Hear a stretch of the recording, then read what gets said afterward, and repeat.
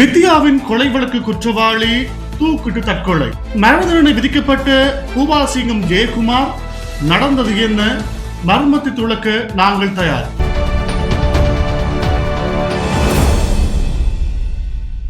வாருங்கள் லங்காஃபு ஊடகங்களே, மற்றும் ஒரு காணொலியூடாக உங்களை சந்திப்பதிலே நாங்கள் மகிழ்வடைகிறோம். யாழ்ப்பாணம் என்றாலே ஒரு அழகிய தீவு. பண்பாட்டுக்கும் கலாச்சாரத்துக்கும் பெயர் பெற்ற ஒரு இடமாக யாழ்ப்பாணத்தை கூற முடியும்.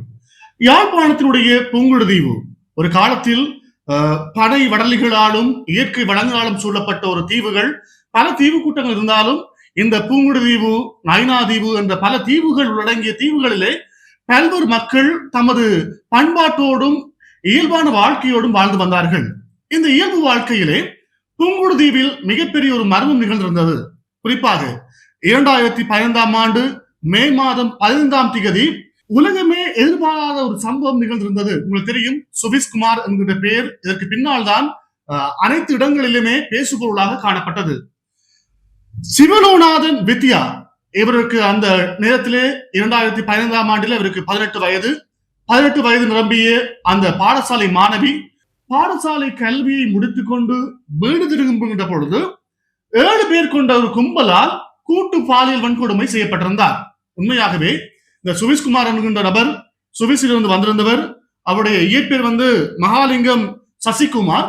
இந்த சசிகுமார் தான் சுவிஸ்குமார். அவருடைய குமார் சுவிஸிலிருந்து வந்தமையினால் சுவிஸ் பின்னாலே இணைக்கப்பட்ட பேர் அவருடைய குமார். எனவே சுவிஸ்குமார் என்று பின்னால் அவர் அழைக்கப்பட்டார். இந்த சுவிஸ்குமார் பணபலம் படைத்த ஒருவராக காணப்பட்டமையினாலே புங்குடுதீவுக்கு சுற்றுலா நிமித்தம் வந்த அவர் அந்த வித்யா என்கின்ற பாடசாலை மாணவியை கட்டி வைத்து அந்த கும்பலால் பாலியல் வன்புணர்வு செய்யப்பட்டமை நாங்கள் அறிந்திருந்த விடயம்.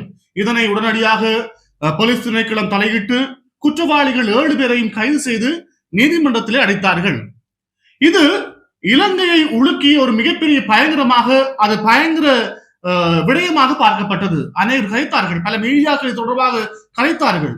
அதே போல பாடசாலை மாணவர்கள், பெற்றோர்கள் எல்லாம் அதிருப்தி அடைந்திருந்தார்கள். இந்த விடயம் தொடர்பாக பார்த்தால் நாங்கள் அந்த 2015ஆம் ஆண்டு மே மாத காலப்பகுதி ஒரு வருடமாக இந்த விடயம் தான் அதிகமாக பேசப்பட்டது. இந்த பேசப்பட்ட விடயம் யாழ்ப்பாணம் மேல் நீதிமன்றத்தால், அதாவது கொலை குற்றவாளிகள் கைது செய்யப்பட்டார்கள். கைது செய்யப்பட்ட 7 பேரும் நீதிமன்றத்திற்கு முன்னால் ஆஜர்படுத்தப்பட்டார்கள். ஆஜர்படுத்தப்பட்டவர்களுக்கு 3 பேர் அடங்கிய யாழ்ப்பாண மேல் நீதிமன்ற நீதிக்குழு ஒரு தீர்ப்பை வழங்கியது. பல வழிகளிலே அவர்களுக்கு அரசியல்வாதிகள் சுவிஸ்குமார் சார்பாக உதவி இருந்தார்கள். அதே போல போலீசார்கள் உதவி இருந்தார்கள். ஆனாலும் இந்த தடையெல்லாம் தாண்டி அவர்களுக்கு நீதி வழங்கப்பட்டது. குறிப்பாக வித்யாவுக்கு நீதி வழங்கப்பட்டிருந்தது. அதில் நான் நினைக்கிறேன், மேல் நீதிமன்ற நீதிபதிகளாக இருக்கின்ற பாலேந்திரன் சசி மகேந்திரன் மற்றும் மாணிக்க வாசகன் இளஞ்சலியன், அன்னலிங்கம் பிரேம்குமார் ஆகிய 3 அடங்கிய நீதிமன்ற குழு இவர்களுக்கு மரண தண்டனையை வழங்கி தீர்ப்பை வழங்கியது. இந்த விடயம் மக்கள் மத்தியிலே ஒரு திருப்தியை ஏற்படுத்தியிருந்தாலும் இந்த பயம் ஏனையவர்களுக்கு இந்த இவ்வாறான குற்றங்களை செய்கின்ற நாய்த்தனமான மக்களை இனியும் இவ்வாறான குற்றங்களை செய்யாமல் தடுப்பதற்கான ஒரு அடிப்படை ஒரு விடயமாக, ஒரு தீர்ப்பு பார்க்கப்பட்டது. இந்த தீர்ப்பானது அதிக மக்களால் கொண்டாடப்பட்ட ஒரு தீர்ப்பாக நாங்கள் பார்க்கிறோம். ஆனாலும் இந்த விடயத்திலே இவர்கள் என்ன செய்தார்கள் என்றால், சுவிஸ்குமார் தலைமையிலான 5 அடங்கிய குழு மேல்முறையீட்டு நீதிமன்றத்தில், அதாவது கொழும்பில் இருக்கின்ற மேல்முறையீட்டு நீதிமன்றத்துக்கு மனு அனுப்புகிறார்கள். எங்களுக்கு வழங்கப்பட்ட அந்த மரண தண்டனையை ரத்து செய்யுமாறு கேட்கிறார்கள். ஆனால் அவர்கள் கேட்ட அந்த கேள்விக்கு பதில் வழங்கப்படுகிறது. குறிப்பாக மேல்முறையீட்டு நீதிமன்றம், அதாவது ஜெயசூரிய தலைமையிலான 5 அடங்கிய குழுவினர் இதற்கு, அதாவது இவர்களுக்கு வழங்கப்பட்ட தீர்ப்பை மேலும் உறுதிப்படுத்தியிருந்தார்கள். இந்த தீர்ப்பு வழங்கும் பொழுதே ஒருவர் மரணம் அடைந்திருந்தார். ஆனால் இப்பொழுது, குறிப்பாக நேற்று நாள் 24ஆம் தேதி யாழ்ப்பாணம் மத்திய சிறையிலே ஒருவர் மரணம் அடைந்திருக்கின்றார். 46 வயதுடைய பூபாலசிங்கம் ஜெயக்குமார் அவர்கள் தூக்கிட்டு தற்கொலை செய்திருக்கின்றார். இதனை சிறைச்சாலை திணைக்களம் உறுதிப்படுத்தியிருக்கிறது. இதன் பின்னர் நாங்கள் பார்க்கின்ற பொழுது இதிலே சுவிஸ்குமார் தலைமையிலான ஒரு குழு இருக்கிறார்கள். அவரோடு உட்பட மிக முக்கியமான அந்த கூட்டு பாலியல் வன்கொடுமைக்கு சூத்திரதாரியாக இருந்தவர் சுவிஸ்குமார். எனவே சுவிஸ்குமார் இருக்கின்றார். வழக்கிலே 7 பேர் இருந்தார்கள். இந்த 7 பேரிலே மொத்தமாக 2 பேர் இப்பொழுது இல்லை, மிகுதம் 5 பேர் தான் எஞ்சியிருக்கிறார்கள். எனவே இது போன்ற பல விடயங்கள் மக்கள் மத்தியிலே ஒரு தெளிவுத்தன்மையை ஏற்படுத்துகின்ற விடயமாக மாறியது. மொத்தமாக 7 பேர் இருந்தார்கள். அதிலே 2 இறந்திருக்கிறார்கள், 5 மாத்திரமே எஞ்சியிருக்கிறார்கள். இந்த தீர்ப்பு ஒரு பாடத்தை சமூகத்துக்கு வழங்கியிருந்தது.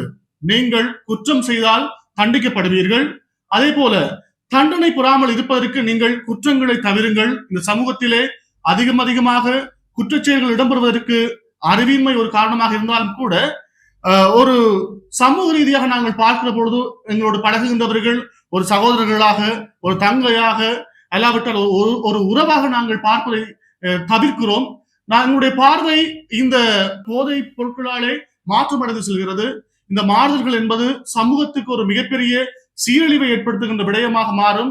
எனவே அன்பார்ந்த லங்காஃபோ ஊடக உறவுகளே, இது போன்ற குற்றங்களை தவிர்க்க உங்களால் முடியும். எனவே நீங்கள் நிதானமாகவும் அறிவானவர்களாகவும் இருப்பதன் ஊடாக இந்த குற்றங்களை சமூகத்திலிருந்து தவிர்க்க முடியும் என்ற விடயத்தை கூறிக்கொண்டு மற்றும் ஒரு காணொலி ஊடாக உங்களை சந்திக்கும் வரை விடைபெற்று செல்லும் நான் உங்கள் என்றென்றும் அறிவிப்பாளர் கே ஹரிஷ். நன்றி உறவுகளே. உங்களுக்கு இந்த காணொலி பிடிச்சிருந்தா இந்த காணொலியை ஷேர் பண்ணுங்க. உங்களோட ஆழமான கருத்துக்களை கமெண்ட் பாக்ஸ்ல எங்களுக்கு தாங்க. அதை விட முக்கியமாக சப்ஸ்கிரைப் பண்ணுங்க. கட்டாயமா சப்ஸ்கிரைப் பண்ணாதான் எங்களுக்கு நீங்க எங்களுடைய வீடியோக்களை தொடர்ச்சியாக பார்க்கக்கூடிய மாதிரி இருக்கும். உறவுகளே, பல காணொலிகளை உங்களுக்கு இன்னும் நாங்கள் வழங்க காத்திருக்கிறோம். மிஸ் பண்ணிடாதீங்க. இது போன்ற மேலும் பல முக்கிய சுவாரஸ்யமான செய்திகளை அறிந்து கொள்ள லங்காஃபோ யூடியூப் சேனலை சப்ஸ்கிரைப் பண்ணுங்கள். எமது செய்திகள் உடனடியாக கிடைக்க பெல் பட்டனை அழுத்துங்கள். அத்தோடு எமது செய்திகளை மற்றவர்களும் பார்வையிட ஷேர் செய்யுங்கள். நன்றி.